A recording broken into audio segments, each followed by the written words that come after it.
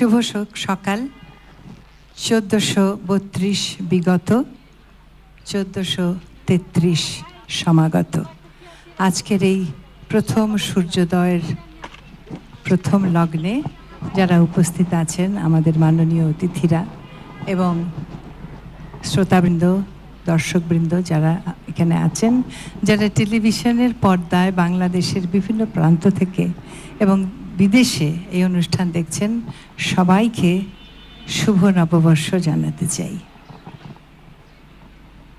নববর্ষের এই আয়োজন এটা একেবারেই আমাদের নিজস্ব, আমি বলবো বাংলাদেশের নিজস্ব একটি আয়োজন। কারণ বছরের প্রথম দিনে সারা পৃথিবীতে বিভিন্ন সংস্কৃতিতে বিভিন্ন ভৌগোলিক এলাকায় পালিত হয় নববর্ষ, কিন্তু বাংলাদেশের এই যে আয়োজন এটি একেবারেই বাংলাদেশের নিজস্ব আয়োজন। এর চরিত্র, এর আকার, এর আঙ্গিক সব কিছুই বাংলাদেশের নিজের, এবং সেটি আমাদের অহংকারের জায়গা।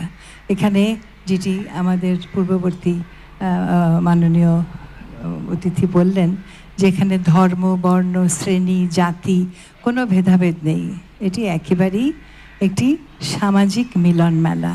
এবং আজকে আপনারা দেখতেই পাচ্ছেন আমাদের মঞ্চে যারা বসে আছেন সবাই কিন্তু সুরের ধারার ছাত্রছাত্রী নন। এখানে বাংলাদেশের নানা প্রান্ত থেকে, নানা এলাকা থেকে, নানা শ্রেণী পেশার মানুষ, নানা বয়সের মানুষ মিলিত হয়েছেন। আমার মনে হয় নববর্ষের এইটি অন্যতম বৈশিষ্ট্য, যেখানে আমরা প্রাণের আনন্দে সবাই মিলিত হই এবং একসাথে মিলে আগামীকে, নূতনকে স্বাগতম জানাই।